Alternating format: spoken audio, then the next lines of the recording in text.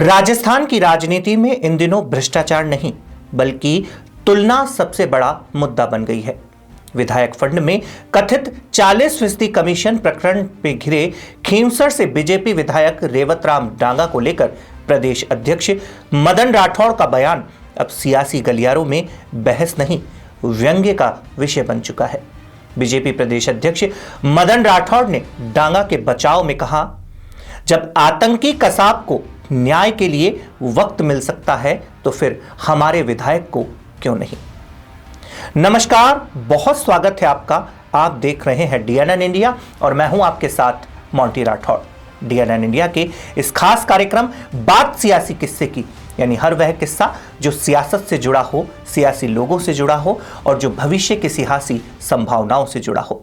आज बात करेंगे राजस्थान की राजनीति में अब भ्रष्टाचार को सफाई नहीं, मिसाल चाहिए। विधायक फंड में कथित 40% कमीशन के आरोपों से घिरे बीजेपी विधायक रेवतराम डांगा के बचाव में कसाब का नाम उछालकर पार्टी नेतृत्व ने स्वच्छ राजनीति के नारों को खुद कटघरे में खड़ा कर दिया। राजस्थान में विधायक फंड में कथित 40% कमीशनखोरी के मामलों ने अब सियासत को नए मोड़ पर ला खड़ा किया है। खींवसर से बीजेपी विधायक रेवतराम डांगा पर लगे आरोपों के बीच पार्टी के प्रदेश अध्यक्ष मदन राठौड़ का बयान न केवल चौंकाने वाला है बल्कि स्वच्छ राजनीति के दावों पर सीधा सीधा तमाचा है। मदन राठौड़ ने डांगा के बचाव में कहा कि जब आतंकी कसाब को भी न्याय के लिए वक्त दिया गया था तो बीजेपी विधायक को क्यों नहीं।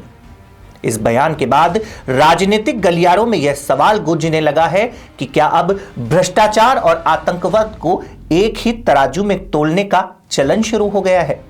जिस पार्टी ने वर्षों तक नैतिकता और शुचिता को राजनीति की पहचान बनाया, वही पार्टी आज कथित भ्रष्टाचार के आरोपी विधायक के लिए सबसे भारी उदाहरण खोज लाई।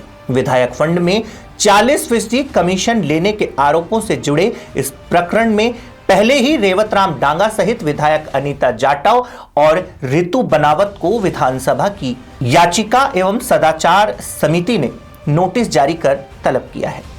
साथ ही बीजेपी की अनुशासन समिति ने भी डांगा से जवाब मांगा है। इसके बावजूद पार्टी नेतृत्व का साफ संदेश है कि अखबार में छपे स्टिंग से कोई फैसला नहीं होगा। पहले यह देखा जाएगा कि खबर में कितनी सच्चाई है, कितनी काट छाट हुई है और कौन से शब्द दिखाए गए हैं और कौन से शब्द छुपाए गए हैं। मदन राठौड़ का यह बयान साफ संकेत देता है कि पार्टी फिलहाल कार्यवाही से ज्यादा प्रक्रिया पर भरोसा कर रही है। जांच चलेगी, जवाब मांगे जाएंगे और तब तक राजनीतिक नुकसान को साधने की कोशिश होती रहेगी। सवाल यह है कि क्या यही वह न्याय प्रक्रिया है जिसके सहारे हर बार आरोपों की समय की फाइलों में दबा दिया जाता है। राजनीतिक विश्लेषकों का मानना है कि यह मामला सिर्फ एक विधायक का नहीं बल्कि उस सोच का है जिसमें स्वच्छ राजनीति को एक ब्रांड की तरह बेचा जाता है और जब उस ब्रांड पर दाग लग जाता है तो न्याय प्रक्रिया और तुलना की आड़ ले ली जाती है। जनता आज यह नहीं पूछ रही कि रेवतराम डांगा दोषी है या निर्दोष। जनता यह पूछ रही है कि क्या भ्रष्टाचार के आरोप पर भी अब कसाब जैसे मिसालें दी जाएगी और क्या स्वच्छ राजनीति का मतलब केवल नारे और पोस्टर तक सीमित रह गया है।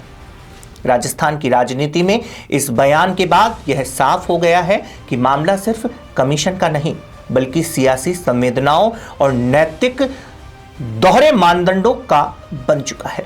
उम्मीद है यह सीरीज आप पसंद करेंगे बात सियासी किस्से की। इस एपिसोड में हमने आपको बताया राजस्थान की राजनीति में अब भ्रष्टाचार को सफाई नहीं, मिसाल चाहिए। विधायक फंड में कथित 40% कमीशन के आरोपों से घिरे बीजेपी विधायक रेवतराम डांगा के बचाव में कसाब का नाम उछालकर पार्टी नेतृत्व ने स्वच्छ राजनीति के नारे को खुद कटघरे में खड़ा कर दिया के बारे में। अगली बार फिर हाजिर होंगे किसी और सियासी इतिहास, सियासी शख्सियत या फिर सियासी संभावनाओं के साथ। तब तक के लिए दीजिए इजाजत। नमस्कार।